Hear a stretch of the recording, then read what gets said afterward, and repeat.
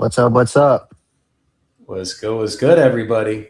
Hope everyone's doing amazing today. I got my Yes, brother sir. Connor and my boy Deon up here today. We're gonna be getting into some fucking talks about sales, Colombia, all of it. Yes, sir. And thank you as well, shirtless closer Joey, for letting us use this platform. You guys already know when we're on here at Thursday at 4 p.m. Pacific Standard Time and 7 p.m. EST. We're usually just on Instagram, and it looks like we're just live on the app. But Joey said, "Hey, come on, let's be professional now.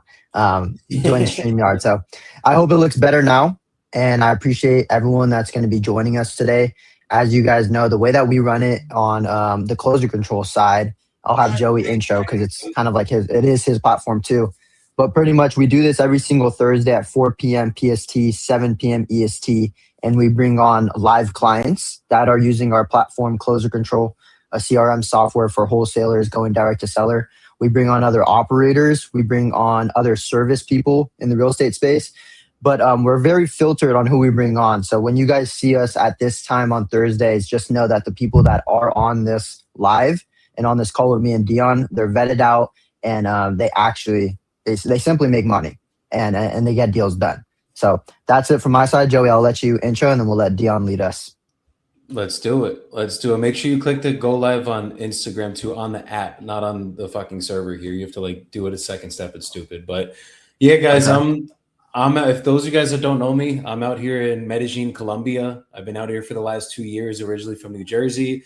And I've been wholesaling for the last 6 years, guys. So any help you guys ever need wholesaling wise, I definitely can bring some value for you. And just I'm just here to give help and provide as much value as we ever can. So let's get into this. Okay, so I got to go live on here right now. Okay, Yeah, just I might on be on the live. actual There on you the go. actual app. There we go. I think I'm live. I'm going to check this really quickly. Yeah, let me check on my end too.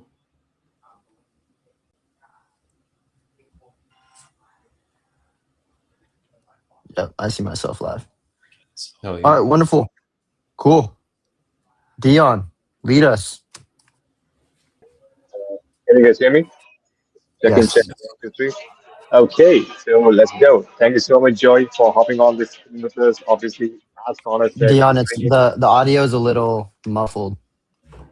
Okay, is it better now? There Way you go. better. Boom. Okay, perfect, perfect.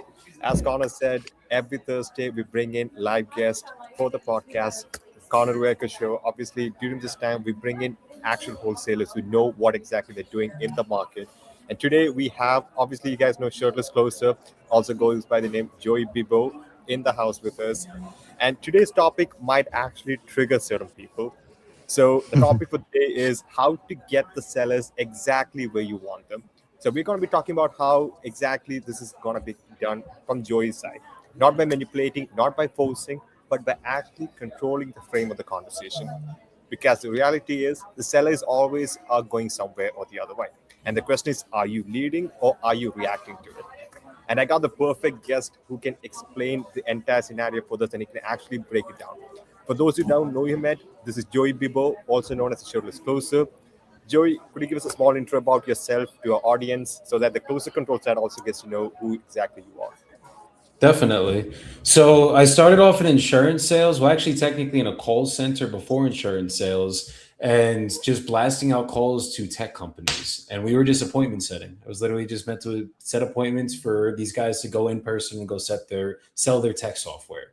So then I got into insurance sales, did that for a couple of years, and just it sucked. It was terrible. It was miserable. Didn't have leads. We didn't have systems. We didn't have processes. All we had was our friends and our family. So I would have to try to sell everybody I knew and my mother, literally, life insurance and insurance products. And it taught me a lot about sales. I did a lot of in person, face to face sales back then. Then I learned about wholesaling. And literally, when COVID started, I fully quit. I went all into wholesaling and basically didn't, got in a couple arguments with my old boss. And I was like, I'm fucking out. Saw the money you can make on wholesaling. And I remember back then I was just trying to make one 10K check. Like that's all I wanted was just one check for fucking $10,000 to be like, all right, like we're here, we've arrived, we've done this. And we ended up, it took us 8 months to close our first deal. We ended up closing two that month, and we closed 35K in commissions. I netted 12 grand, 12,500 on those. Got my 10K check. Took another 6 months to close another deal. Had no idea what Mm, we tried buying leads at that point or getting data. We were the cold callers back then and just failed through it. Got a little egos for a second from making that 35 G's, and just failed forward from there. And then it took probably about 3, 4 years to get real consistency, like where we wanted it to be. And then after that, we never looked back. So that's what I've been doing ever since. And now moved out to Colombia to do this fully virtual. A lot of my mentors in the past have told me that it's not possible to do it virtually. You need an in-person office. I said, fuck that. I currently have an in-person team. It's about 9 of us, and we run a completely virtual operation. So it's definitely possible with the right systems, processes, people, and leader in front of them. Amazing. Thank you so much, Joey, for this amazing breakdown. Now, obviously, you guys all know Joey is one of the most recent guys who joined the closer control side. He's been wholesaling for quite some time. Now, let's get on to the topic at hand. Joey, is it possible to control the outcome of a conversation? Absolutely. Absolutely. It depends on the seller. They have to be closable, meaning like they have to actually want to sell already, have made that decision. But it is 100% possible to control the outcome of any call you're on as long as there's motivation there and as long as there's a problem that needs to be solved. Amazing. So I know, Connor, you also been in the wholesaling space for quite some time. Like, care to maybe give you a little bit of thoughts on this thing? Because the thing is, obviously, for the guys who do not know, Connor is not just a CEO for Closer Control, but on the back end, he is also the minds, and also he has a huge, amazing sales background. So, Connor, please weigh in on this. yeah, I was wholesaling for around 3.5 years. The brothers pretty much finished the fourth year, but I was not in the business by then. But it's interesting because I started when I was 19, and I didn't do. I have a similar story as Joey. Like I didn't close my first deal until 7 months later, and I closed two deals the same week, and just like you, which is pretty cool. And I was 19 years old, turning 20. Like I just turned 20, and I was able to control conversations while being super young. My voice was definitely a little bit more squeaky, and also I was pretty anxious on these calls. So I really just believe like what Joey said. I don't want to iterate pretty much what he said, but yeah, they have to be open to the conversation. They have to actually want to sell. But I truly just believe if you have just like the curious tonality to help them, and you want to like actually like build a relationship with them in some type of way, like obviously you don't want to waste your time, but if you're willing to do that, you can for sure control the conversation. 100%. Nice. 100%. Nice. So, Joey, especially when you're giving out offers, right, to a certain buyer or seller, like what exactly is the right framework you prepare them into, you know what, to basically get them to be more tailored, or let's say get them to be more onto your side, especially when it comes to accepting the numbers. Like, do you have like a certain framework which you put in into their mind or perspective? Oh yeah, every single call. So when I make the offer, the process that we do is you're gonna hit them first with the logic. So I start off with the logic. I'm basically gonna say, for example, ARV is 200 grand here. So I'm gonna be like, look, once your house is fully fixed up, we're gonna be able to sell it for 200 grand. But to get it in that shape, we're going to have to put about 60 to 70 grand of work into it. So, and now I'm going to go into the pain point. So it's logic, pain, amplify that pain, and then you make that offer and you shut the fuck up, guys. So basically, what I would do there is, let's say, for example, they're moving down to Florida because mom's getting sick and they need to go take care of her. Let's say they live up in New Jersey, for example. So I would be like, look, so obviously you guys heard the first part with the logic. We'd have to put about 60 to 70 grand of work into the property. And I understand what you're going through where mom's getting sick. And obviously, every time that something happens with her, you're all the way up in New Jersey. You literally have to catch a flight to get down there. And I know you want to get down there quickly so that you can be there next to her and make sure she's fully good. And to do that, we'd have to be anywhere from 20 to 30 grand cash. So basically, what I do there is I'm going to hit them with the logic, a little education at the beginning, but soft logic. I don't want to go deep into the weeds here, guys. I need my negotiation leverage because they are not accepting 20 to 30 grand almost never, right? Like in this example, for example, let's say they wanted 100 grand originally. So let's say I got to land somewhere at 40, 50K. I'm going to hit them around 20 to 30, but I'm going to make sure that they're feeling the pain in that moment, because when they feel the pain in that moment, they're going to get in an emotional state. And when they get in that emotional state, what ends up happening a lot of the times is I'm dropping their ego. And that's what we need to do is I need to make sure that I can get them out of their ego, because their ego is telling them what every realtor probably told them, oh, I can list it for 100 grand, because they want to get the fucking listing. But that doesn't mean it's going to sell at 100 grand. That house is probably going to sit on the market for 6 months, and then they're going to drop down to 90, then 80, then 70, then 60 to finally sell for 50, but they still have to pay the fucking commissions. So what I need to do in this situation, guys, is I just need to make sure that I put them in that state, but I also need to logically let them understand, like, look, like 200K might be what Zillow says, but it's not just me or you is going to have to put 60 to 70 grand of work into it to sell it at that number. So there's two options. You sell it to me and we get it cheap enough that we can make some money on it, or you sell it, you do it yourself. You go put 60 to 70 grand of work into it. And usually if it's 60 to 70 grand of work, that's a full gut renovation, guys. They're going to do that while they're living there. They're just going to go open up the fucking walls and do that? Usually not, right? So I'm going to hit them with the logic, hit them with the pain, hit them with the offer, and then silence after that offer is mandatory. Anything you say after that offer, it's basically, it sounds like you're justifying that you know your offer sucks. So that's why after the number is said, do not say a word. Just be quiet and let them respond however it is. So when you get a pushback, right? So obviously, when you're, let's say, if the agent or maybe realtor said, you know what, the offer is worth 100K, okay, and then, but obviously the price does come down to 50K, but that's eventually when it happens, right? So Yep. what exactly do you do? Any give any proofs, or do you give any supporting statements for them to make it understand? Hey, the 100K is never going to work. There has to be a reason why you're offering a more realistic number, right? So how do you get them to be comfortable initially onwards? Because I'm pretty sure when you say the first number, they're like, they won't believe it, right? Because they're not understanding the entire situation. Exactly. And a lot of times after that first offer, you have to expect they're going to say no, guys. Like if you think they're going to say yes on your first offer and they say no and you get upset, you're in the wrong at this point. But Yeah. let's say they say no to my offer. Like, no, Joey, I got to be at 100K. Now I go into education mode. What you don't want to do, guys, I call this going comp for comp.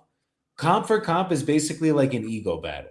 It's basically like if me and Connor's my seller, and I'm fucking sitting here, like I'm putting my hands up and like he's putting his hands up. I know Connor can box, and fucking he's trying to throw at me and I'm trying to throw at him. And we're never going to win that battle, right? It's like Connor could box. I'm a wrestler, guys. If we went boxing for boxing, he'd probably knock me out. So I don't want to go boxing with my seller. I want to put my arm around my seller and let them see it's like it's the data versus you and me. I want to get you 100K. Like I wish I could get you 100K. Like my heart, guys, when I'm talking to my sellers, I hate it when I can't get them 100K. Genuinely, because like if I could offer everybody what they wanted, and that was the reality, fuck, bro, that would be so dope. Like everyone would be happy, and we would be fucking rich as fuck, obviously at that point. But the reality is that house needs 70 grand of work to get it to sell at 200 grand. And if we do the math, after I sell it at 200 grand, pay out real estate commissions, pay out closing costs. If they're carrying hard money, pay closing or holding costs. There's $0 to be made at 100 grand. And another thing, so this is what I'll tell the sellers, guys, is your house is meant to sell to an investor right now. If your house needs a full gut renovation, typically a lot of these houses we're dealing with that are real distressed sellers or real distressed house situations, they're not meant to go to an end buyer. And the reason why is an end buyer physically could never get a mortgage on this property as it sits right now. So for somebody to get a mortgage on it, they're going to have to put 70 grand of work into it, or we have to do that work ourselves. So what I do in that situation is I disqualify the realtor. What is a realtor's job? It is to put that house on the market, typically to get an end buyer to buy that property. Most realtors do not like listing lower end properties and lower price properties. investors. Why? Because they earn a commission. If I'm a realtor and I'm earning a commission and I make 3% on 50 grand, I'd rather make 3% on 200 grand. I don't know about you guys. So Yeah. what I'm going to try to do as a realtor is they're going to run their comps. They're going to see 200K's ARV. They are not investors. So they don't understand that. Like, they might genuinely think that that house is going to sell for 100K because they're like, oh, well, 70 grand of work. Let me just discount that 100 grand. But the reality of that situation, and this is what I'll go into with the sellers, we'll bring it back to the negotiation really quick, guys, is you are not, you go list that house with the realtor, this is going to be your reality. It's going to go sit on the market for those 6 months. If you look at every house in your condition that sold, they've all sold around 30 to 50 grand, depending on how bad it really was. So you can go with the realtor, you're going to have to pay them commissions, and it's still going to sell to the investor. So I basically just educate them on how it needs to go to an investor in their situation if they're going to sell it, unless they have the means to fix it up themselves. If they have the means, maybe it's a secondary house, they're investors, they have money, yeah, go fix up the house, right? But like your average homeowner, we're not usually always dealing with investors. We have to show them that it's just educating them at this point, right? It's just understanding it's always going to be a balance between logic and pain in the entire negotiation. But at this point of the conversation, I need to disqualify that realtor. I need to get that offer off the table. Same thing if they have other investors that offered them 100K. Or 80K. I'm gonna be like, 80K plus 70K is what? 160 plus they have to pay holding costs, closing costs, everything. They physically cannot make money there. So they're not going to be able to close. So I'll disqualify every person I have in my path as long as it's reasonable to do that. Like if they're offering 40K and it's the local investor offering 40K and they walk the house already, I'm like, take your 40K. Like that is the best offer you're going to get. But usually that's not the case. Most homeowners do not have that local investor connection at their fucking house. That's like very unrealistic. So it's usually I'm fighting against a realtor or I'm fighting against an idiot wholesaler that doesn't know their numbers. So I'll disqualify them and I'll actually educate the seller. And then it just matters. This is why I said like it depends if they're closable. They might need time to get off that 100K, and I can use the best negotiation tricks in the world. I can freaking make them feel the pain. I can hit them with the best logic in the world. And sometimes if they haven't made that decision yet that they are ready to let it go, it doesn't matter what I say, they're going to stick at that 100. But if they really need to get this done and there is a real need, I can get them from 100 to fucking 30. Not every time, but a lot of the times when there is that true need, and you do that by balancing the two, the emotion and the logic. The same way that you're explaining it to us, is that how you're saying it to the seller as well, with the same demeanor, this confidence? Or do you have like a specific way of sharing this type of insight? Like typically I'm going to ease my way into it throughout the negotiation, but like I basically will say it almost exactly how I just said it to you guys. Like I Yeah. want to keep it not as wordy. I'm obviously trying to explain everything to you guys so you could get the knowledge on the back end of it too. But typically, like let's say for example, you're like, oh, my realtor said I could sell it for 100K. I'd be like, okay, well, just being honest with you, that property literally needs 60 to 70 grand of work. And it's not that I want to put the work into it. It's that if you look at everything else that is sold on the market, it's all selling. That ones that sold around 200K, they are done to the nines. And you have old electrical, old HVAC, old plumbing. Those things have to go. It's past 30 years. They're not going to pass an inspection. So your realtor's telling you they could sell it at 100 grand, but it's going to need to sell to an investor. So you're probably going to have to sell it to someone like me. And to get that done, any of us are going to have to be closer to that 30 grand. So how close do you think you could get to that number? And then basically what I did right there is I hit them with the logic. I didn't move up from my number yet. Remember, I started 20 to 30. If they say, obviously, if they're like 100, I'm not going to say 20 again. They already heard it. They said that that's a no. But I'm going to stick at my 30. And this is from Never Split the Difference, guys. You need to know your negotiation pieces before you come up in price. Price is the last thing that you negotiate with. Where everyone fucks up is that same negotiation. They'll be like, well, I can't do 30. I could do 40. Could you do 40? They're like, no. Okay, 50? No. And it's like, you sound like a fucking auctioneer. You have to come up with, we have to disqualify things first because it has to make sense for them. but no one's gonna logically sell their house for 30 cents on the dollar, 50 cents on the dollar. We also have to get them in that emotional state. So that's why I say we balance the two. But first, I need to get that fucking offer out of their head and be like, 100K, there's no way you are getting 100K. This is why. How close could we get to that 30 grand? Like, I want to get this done for you. I understand what you're going through. The only way to get this done quick is you're going to have to come down close to that number. Where could we be? And then I'm going to slowly get them down. That's so interesting. I've actually never heard anyone talk about disqualifying not only the actual seller, because a lot of us like it's good to disqualify the seller, but also disqualify the other parties that are talking to the seller.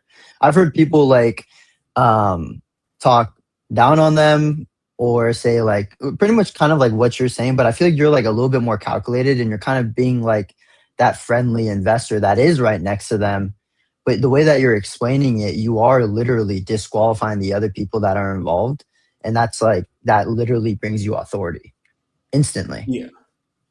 100%, dude. And it's basically like, I'd never do it in an ugly way where I'm going to talk shit on the people, right? I'm not going to be like, oh, well, these guys are fucking idiots. I don't know why they would ever say that. Like, that's so negative, and that's not going to make my seller want to do business with me. But what I do is like, I'm going to burn the boats with everyone else that's in my competition.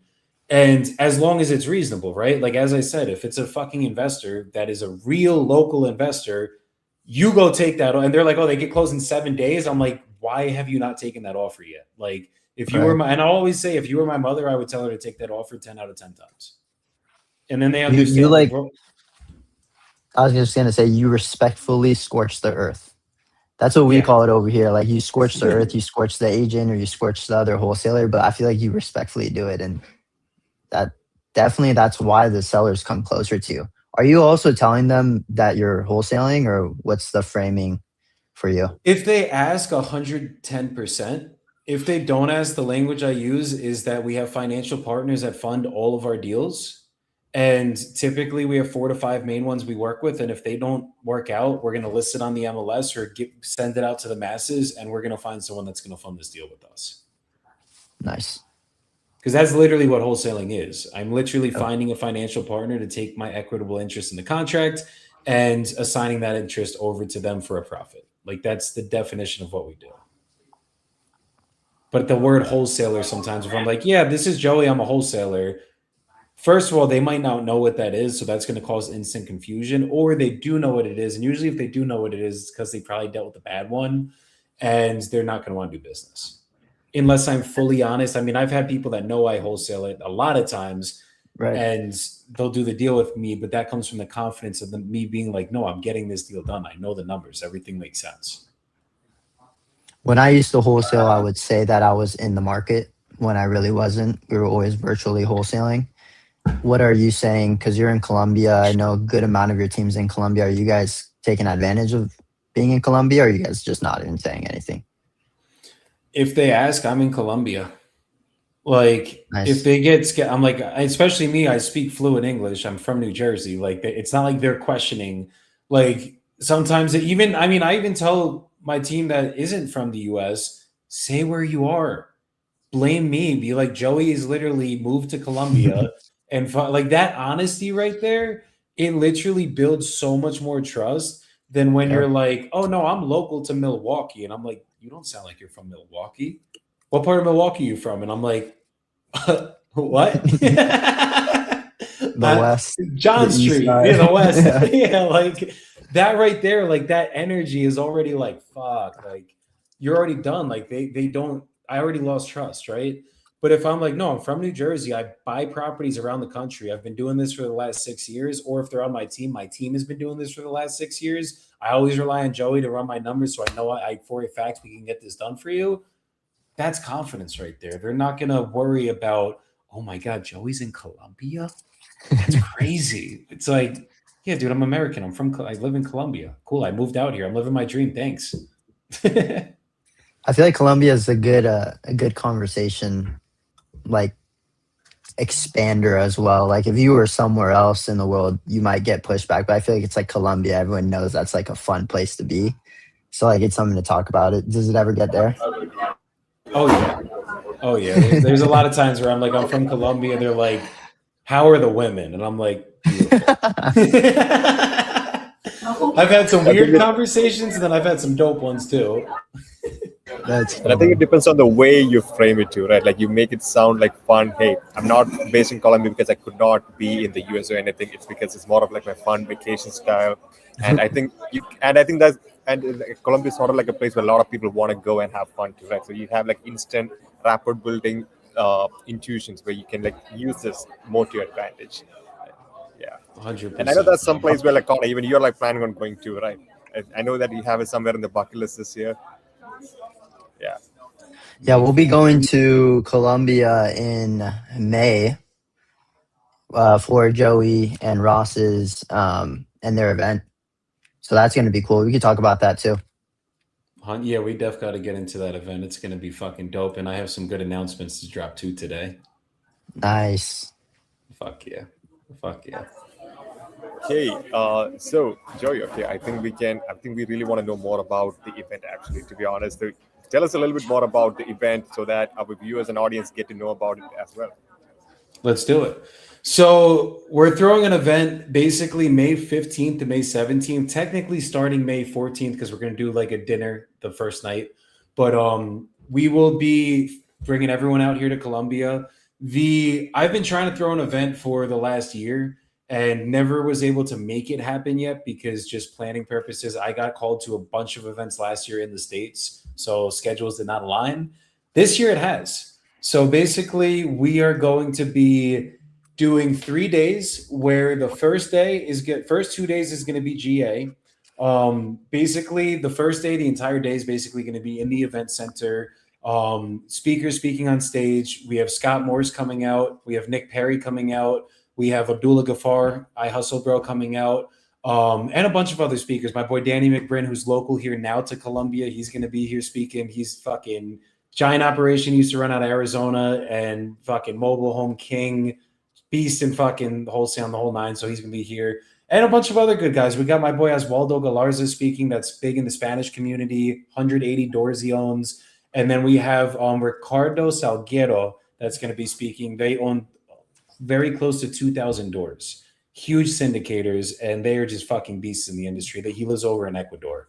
So basically, first day is going to be speakers all day, tactical real estate, wholesaling, investing. That's going to be the main focus of day one.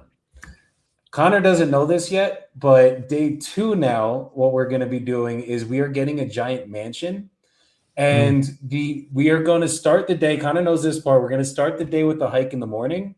And we've been figuring out logistics and everything, we were gonna end the day at the event center. Not doing that anymore. We are ending the day at a mansion for GA and VIP to come to, where we're gonna have a bunch of mindset speakers, social media people, people that basically have very big brands that have grown their brands, and people that are very big in mindset.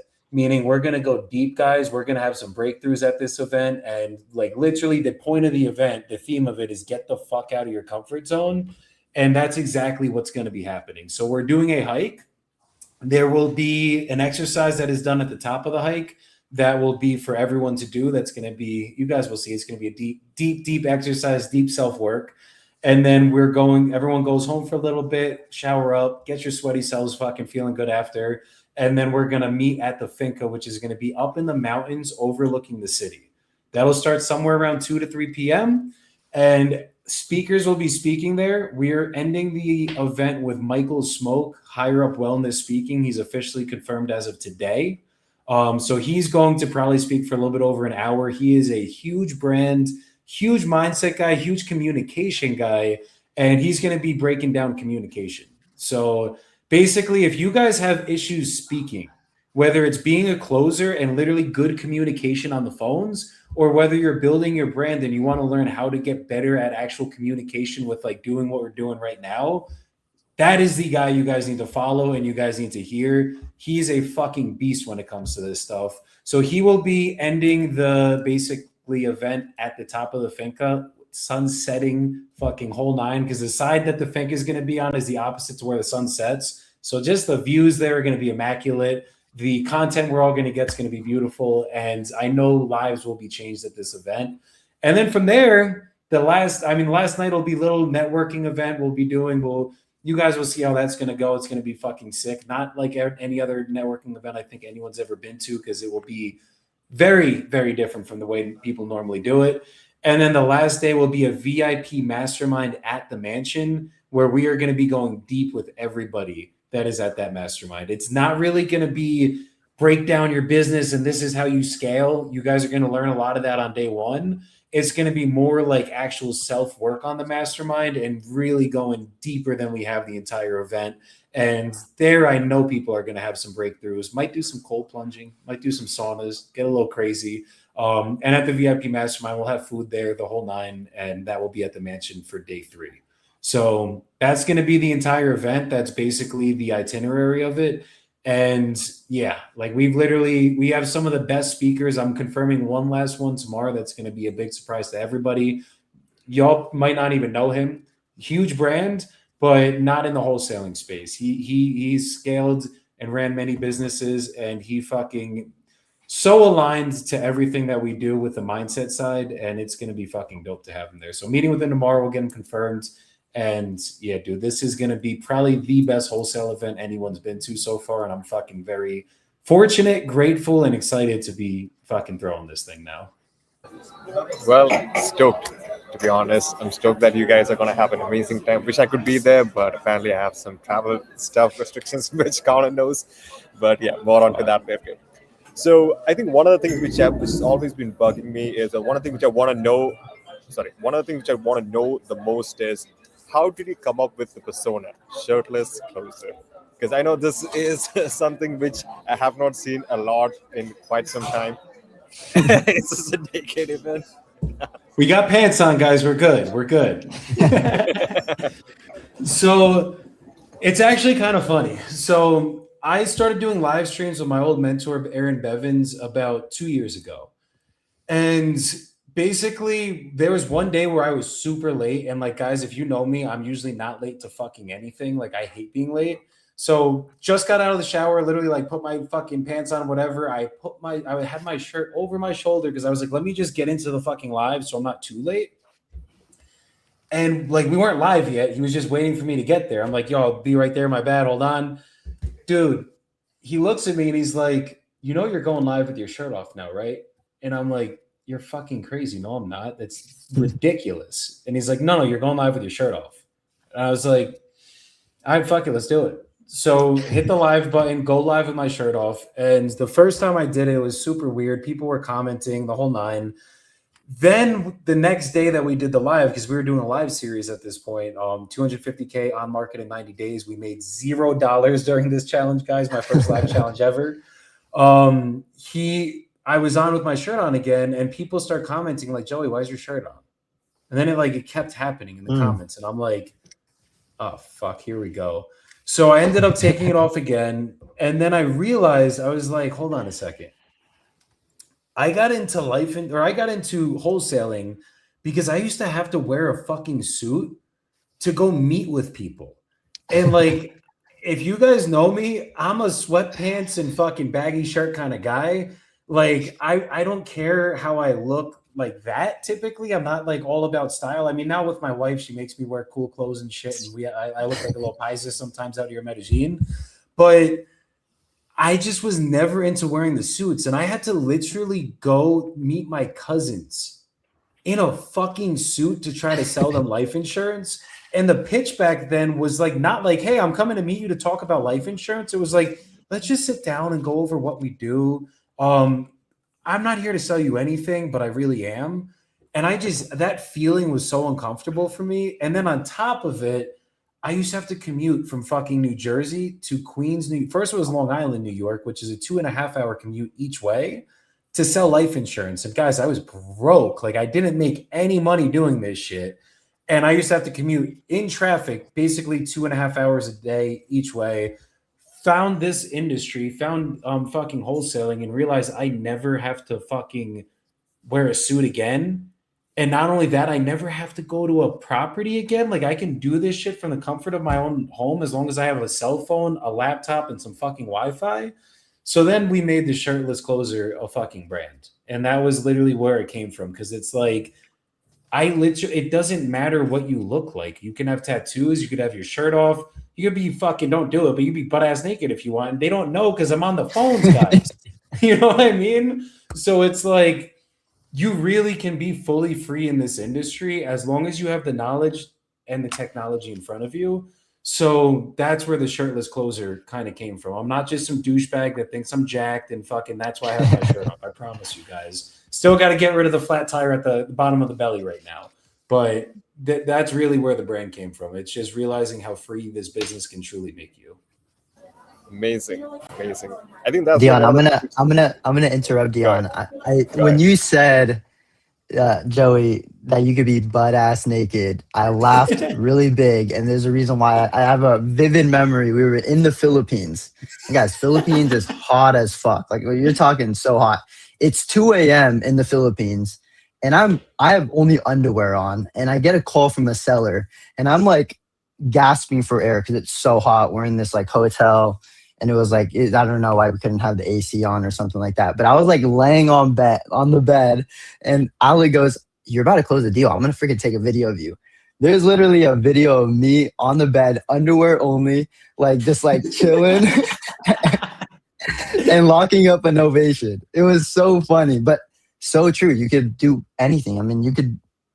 I'm sure like most people that are like making this internet money, they're probably in their underwear with just a shirt on while taking sales calls. You know what I mean?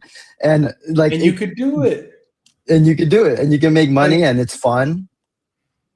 yeah, dude. And the funny thing is, I used to get fucking cold sweats when I would cold call, like actually, because like I would get so fucking anxious from it. So when I was sitting, first I was doing insurance in Boston, and I'd have to wear the suits, and I literally would have pit stains and fucking chest stains and everything because I was so nervous from making the calls. Then in the fucking call center, same shit. I'd be so fucking nervous.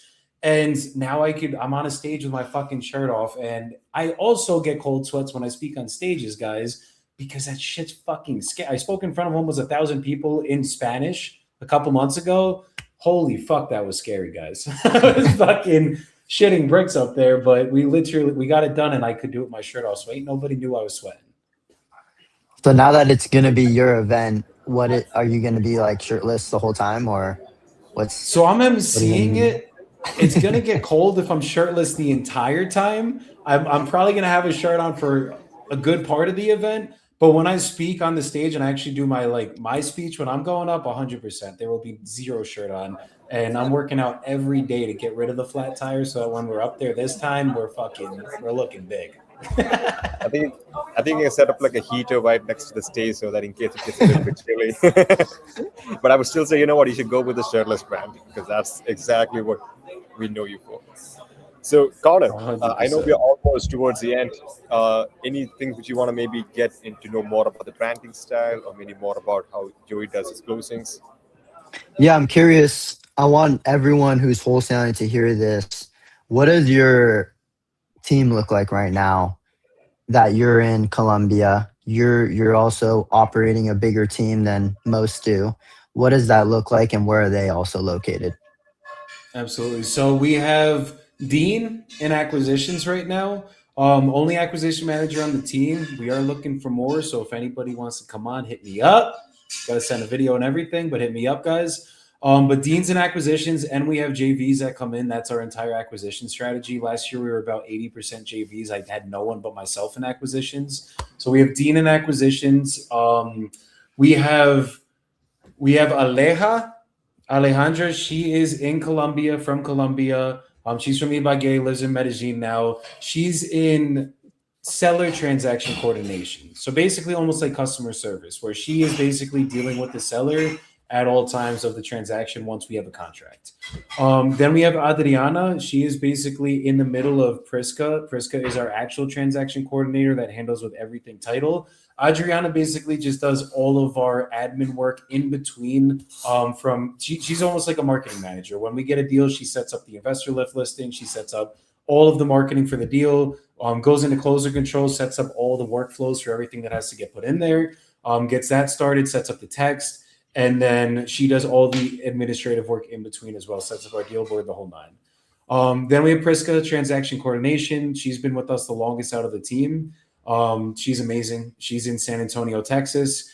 Then we have Santiago. Well, actually, we'll go into Dispo first, and we'll go into Santi. We have Pluto, Lamar. Lamar is on dispositions. He's in San Antonio as well. We have Nico. He's from Argentina, lives in Chicago, and he's in Dispo as well. Nico just got on the team literally this week, about to sign his first deal, guys.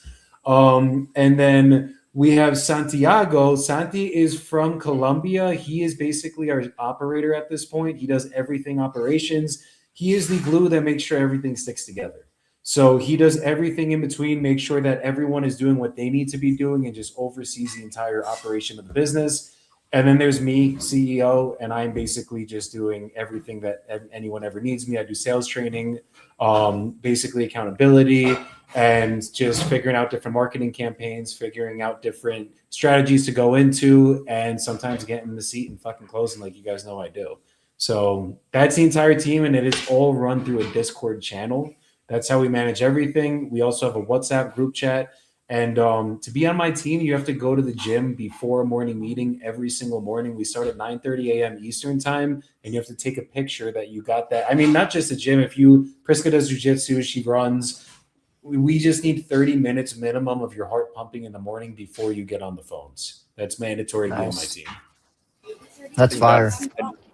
I think that's like an amazing thing. I think that's one of the things about the Closer Control main CC core members, right? All of us, we are like hardcore into workouts. Like every evening, we all have like a workout Slack channel, workout and fun. You post your workout photos, you post what exactly you did, and and we do call some of them out too. So there are some of the guys who do slack a little bit, but yeah, we call them out. We make sure they get the stuff done. Now, one last question before we go to the fight chat round. I know you have. Is that from my side or? Oh no. Okay. Oh, that's me. go. Hold on. Oh yeah. So one last question. So I know you have like a big team handling different areas of the real estate acquisition side, disposition side.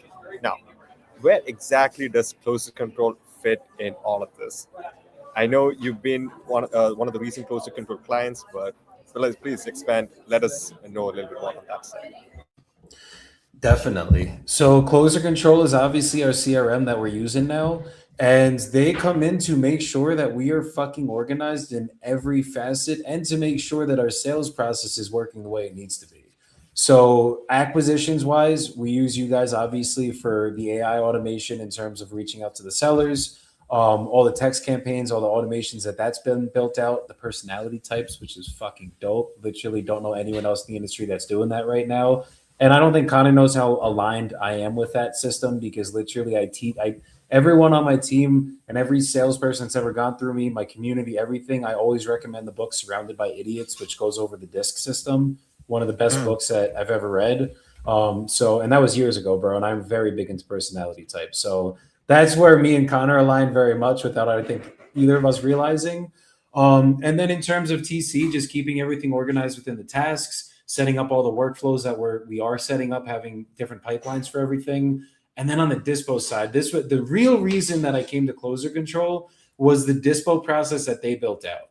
So guys, I don't think anyone understands. I have been trying to figure out the dispo process in the CRM.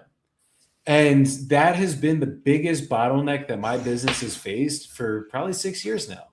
And Connor and the company has fully mastered that shit, and they've fully figured out a true dispo process that can be in the CRM, where you don't need dispo and fucking spreadsheets. So using the dispo process that they've done already, I'm seeing a huge difference in I mean, we've had, I don't even know how many walkthroughs this week, probably like 5-6 walkthroughs just this week. And that's from knowing where everything is in the fucking system. So just having that side of it, and then obviously the automations going out, the drips that we have, that's definitely changed the game. So that's where Closer Control comes into play. And I got to give you guys your flowers. The customer service that you guys have in terms of the communication, my biggest core value in my business is communication. Like literally number one. It's literally written in our fucking core values, where it says communication is the utmost important thing. And we have to communicate in real time, even when it makes us look bad. That is like one of my biggest principles I live by. And you guys fully do that. You guys listen to the requests we have. You guys are down to automate. It's not like, here's your blueprint. This is it. Deal with it kind of thing. This is our CRM. We know what we're doing and fucking you don't. You guys are willing to like let us customize it the way that we want it to be. And that's something that literally like it's been very hard to find that in the CRM space. And then on top of it, the calls you guys do more calls than anyone I know in terms of like actual customer support. And you need that with the CRM because things are always going to fuck up. I don't care how good you guys get at CRMs. Things are always going to fuck up. Things are always going to go wrong. And you guys are there in real time to fix it. And that is all anyone could ask as a business owner looking for who to work with, unless I was going to hire my own team and fucking do it ourselves. And whew, I did not want to do that, boys. Thank you for the kind words. Yeah, we do work super hard, and you guys also make it super easy as to work with. Like, I think since day one you guys joined, I would say that was around 3 to 3.5 weeks ago. I believe your team has showed up to every single activation call, like every single one. Maybe it's not you. You're probably coming on like 60 to 70% of them, but someone on your team is on this activation call. And for the longest time, like when we first started the new like activation structure where we were doing 2 activation calls every single day, acquisitions, dispositions, there were some calls where no one would join. It would kind of be a breather for me. And I'm like, okay, cool. No one joined. It's kind of, I feel salty because I'm like, there's definitely people on the CRM that don't know how to use it the way that they should, but at least I get a breather. But ever since you and some of these other teams that have joined on, and it's probably because of Deon's onboarding as well, like telling you guys have to join, you have to join. I haven't had a no-show activation call in a super long time. And ever since you guys joined, your guys are always there. And I want to say this for all the clients out there, like Joey's team, they literally just joined 3 weeks ago, and they are seeing the results of teams that have joined 3 months ago. And it's because they join these activation calls. It's because they're willing to train and take only 30 minutes out of their day. Literally 30 minutes. That's what I spend within these activation calls, 30 minutes to train them on how to use the CRM. And I think your guys are like as good as some of the older clients and probably could get better at me if they keep joining. So thank you for making it easy on us. 100%. You know, it's mandatory they join, just so you guys know. And not Nice. only that, Nice. I missed one today that I literally didn't even realize I missed. And Dean texted me, and I'm like, fuck. But and usually I'm in my calendar at all times when we had a webinar, and I think that's what happened, but all good. All good. I think this is like an amazing structure, at the same time, amazing framework we have with the team. So obviously, like even when it comes to like workout, physical fitness, all of those things, you maintain sort of structure in your company itself. At the same time, the way you have to follow the schedules. So amazing, and thank you for the amazing feedback. We're definitely going to use that in our testimonials. Thank you so much for that, Joey. Got you guys. So I know we are almost towards the end of the session. So every time towards the end of the section, I host something called a fireside chat.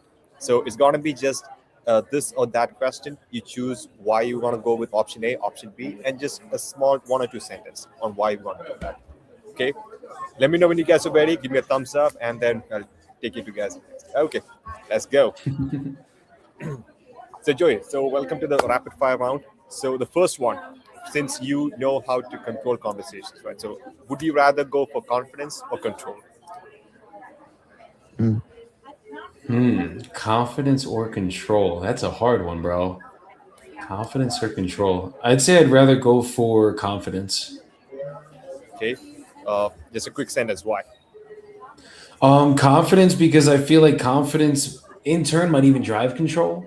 But just basically, the more confident you are in the process, the more confident your seller is going to be in you, and that's what really is going to get you guys to close.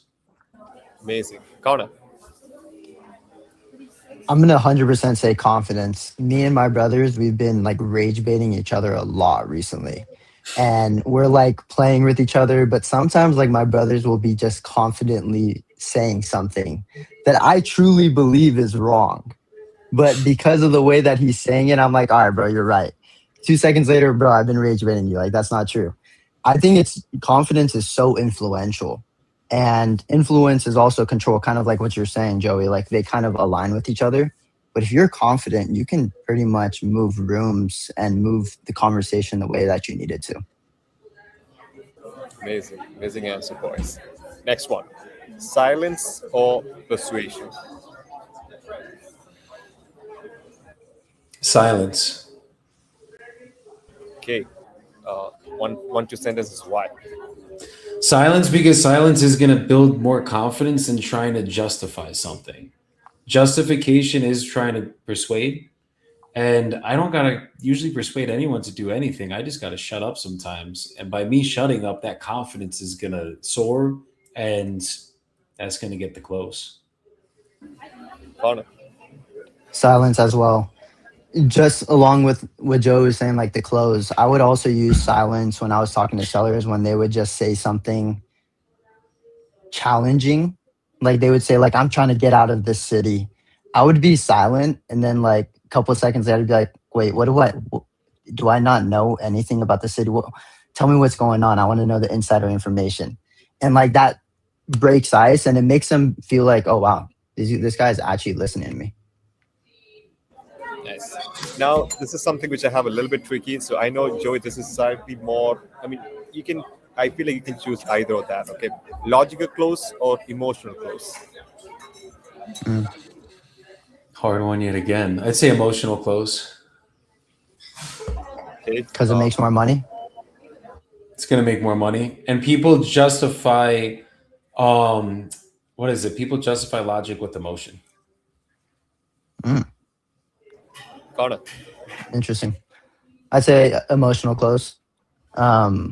Especially when it does make more money. I also think, I would also say like I'm not even on the real estate side again anymore, but like on like the CRM side when we're trying to sell these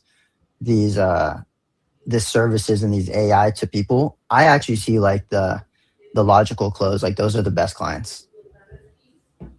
So. Oh yeah, for your side, your business, 1,000% logic over emotion for a fact. Yep. For real estate, 1,000% emotion versus a logic. Yep. On the acquisition side, dispo side, different fucking ballgame, logic. So would you say B2B is more logic? I think it's more logic 100%, especially for a service like yours. Because like for me, I logically had to make that decision, not emotionally. What happened emotionally. I was like, no, I can't do this. And then I had to go deep into the logic, and I'm like, wait, no, dude, this is fuck. Why would I not do this? The logic is making sense for why I have to make the switch. And I had to take the emotions out of it to literally make the decision. That was like actually what made me, for me as a client, that's what made me make the decision. Because if I went with the emotions, the other CRM I was on was one of my boys, and I'm still boys with to this day. And that's what made it a harder decision. But now that I'm on it, logically, everything made way more sense. And that's why the decision had to get made. You had to take the emotions out of it. Nice. We're almost towards the end. Now, your first offer, would you make it strong or a soft offer? I'd say a soft offer. That's why I always do, instead of just like I can be at 20K. No, I could be at 20 to 30 grand. That's more of a soft offer because they're not going to accept it anyways. How far is that from? How far is your soft offer from your MAO? So if you're saying 20 to 30K, what is your actual max allowable offer? Usually 40, 50, something in that range. I'll try to be 20. Are you always 20K south? Like, depends on the difference of numbers, right? So like if let's say I'm at 20 to 30K, right? Like that's because I probably got to be 40 to 50, probably 50 MAO. But if I'm in like the 300 range, right? Like I could probably be at fucking like 220, 230, like really go low because it's if you look at the percentage from 20K to 50K versus from 230 to 300, the percentage is a hell of a lot bigger when you get, or literally it's the exact same percentage, I think. So math is not working tonight, guys, but probably same shit. Like 60 to 70% of the MAO, and your MAO is like 60% of the ARV. Exactly. But like when I'm at 50K, like what am I going to offer? 5 to 10K? You know what I mean? Like probably got to be at 20 to 30 on that one. And it's still going to sting, but it will sting a lot less than 5 to 10, unless I have to be at 20 to 30 then. Yeah, Connor? I'd say the same thing. I'd say the same thing. Soft offer. Me and my brothers, we would. The purpose of the soft offer was for them to reject it. So we're going. I don't know if we were going as deep as you, Joey. I feel like you guys are going pretty deep. But we were making offers way lower than our MAO.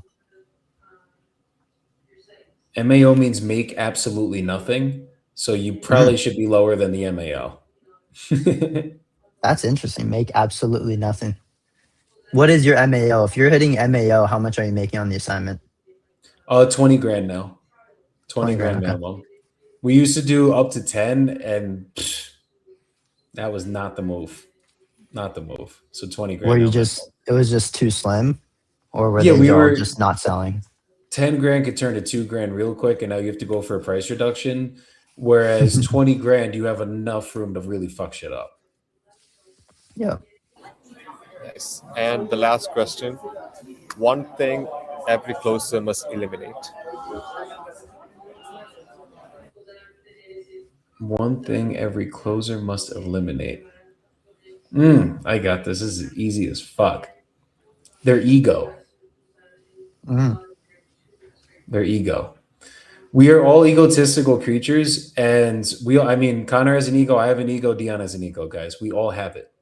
But to get to peace, you're going to have way better results than when you have your ego out. And when your ego's out and it's elevated, you're not at peace. So the one of the guys that potentially might be the speaker that we're speaking with tomorrow, he was, I'll be really quick with this, but basically he was going over how, like, if he told you that Connor, you had to play me in golf, but someone was gonna die if you lose that game, you're gonna probably, like, you're gonna do the best you ever physically could do, but you're probably gonna fuck that game up because there's so much pressure on it, right? right.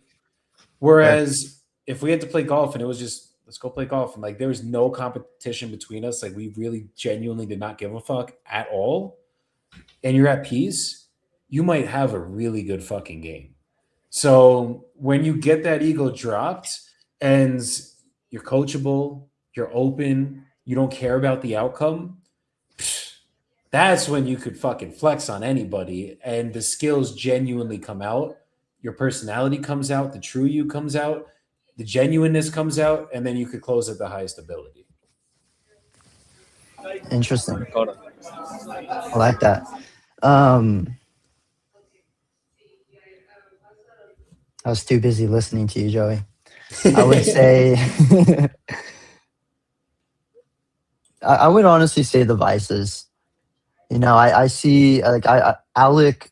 He doesn't have like too many vices, but I'm just using him as an example. The way that our calls have been booking recently in the past couple months, like this guy literally takes like 8 sales calls a day, and it's really difficult because these calls can go from 30 minutes all the way up to an hour and a half. And he's literally trying to give these people who don't know much about systems the greatest system. And sometimes they're not open to it. And when there's things outside of the workspace that are like engaging with him, it makes it really difficult for him to like really have a strong day. And we need him super focused. So what we do is we allow Alec to literally um, do sales calls, and then everything else it's peaceful. Like we don't show him any of the issues that are going on in the business. We don't show him much of the difficult things that are going on or the bugs that are having problems. And it's because we need to keep him peaceful. We need to keep him focused on these conversations. And I feel like if you're just distracted, or if you're getting, if you're smoking, or if you're drinking, or if you're doing anything like too much, I think in moderation it's okay, but anything too much, it's gonna hinder your sales. Yeah, I can 1,000% agree with that because I don't drink anymore. I don't smoke anymore. That literally was smoking weed was the biggest vice I had to give up. But literally, bro, the way that the business has been going, the way my life has been going, my relationships, everything. Yeah, getting away from all the vices, guys, and yet again, bringing it back to peace. finding true peace without needing other things to give you those dopamine hits, that will change your fucking life. That will change your business. That will change every aspect of what you guys are doing. Amazing. Well, amazing, guys. I know we're almost here towards the end of the session. Joey, the shirtless closer, thank you so much for hopping on this call with us, sharing some amazing insights. And also, we're excited for the event. I know Connor would be there, but maybe for the next one, I'll try hopping on. Well, Let's thank you get so it, much, Deon. guys. Let's get it. Connor, please end the show for us. Yeah, I'll let Joey do his outro, and then I'll just finish up on the back. Sure. Yeah, well, I appreciate you guys getting me up here today. This was fucking dope. Honestly, chose the best topic for me to talk about because this is one of my favorite things to get into on this side of the sales. So appreciate you guys having me. And if anyone ever needs any help in terms of wholesaling, I got a community. Always here to help you guys. Always here to make sure that you actually have the right sales process in place, coaching in place, and more importantly, mindset in place because it's 80-20 on mindset. So if you guys ever need help with any of this shit, hit me up. I'm always here to help you guys. And yet again, thank you guys for having me today. How do they find your event as well? What is the name of the event and when? It is the Wholesaling Collective Medellin. Find either me, I'm Connor. I'm going to be getting you guys your stuff to put out for it too soon. But either hit me up in the DMs, Shirtless Closer on Instagram, best place to reach me. And I have the Eventbrite link for it. And I'll send you guys tickets, everything you guys need to get signed up for the event and get your guys' asses out to Colombia and get the fuck out your comfort zones. Let's go. Yeah, and guys, besides the guys that Joey already mentioned, who's going to be speaking and hosting and helping them out over there, I know a lot of other cats who are doing deals and they've been texting me like, hey, are you going to this event? Are you going to this event? I heard you might be there. And there's going to be some really good players in the room that are just experiencing it like we're going to be experiencing it. So it's going to be a huge opportunity. It's also in Colombia. I've never been to South America. I'm super excited to be introduced to it through your guys' eyes. So thank you as well for hosting it. But guys, every single Thursday, 4 p.m. PST, 7 p.m. EST, we have this call, we have this live, and you guys can entrust in us that these are going to continue happening and it's going to be completely valuable. Guys, if this helped you, please rewatch it, take notes. Hopefully it's saved to one of our accounts. Maybe we post it on social media, but also send it to a friend if you have it as well. Send it to them. I'm sure they can get value from it. Joey, Deon, thank you very much. Appreciate you guys for listening. God bless. Have a good night. Peace out, y'all. See ya. Bye, guys.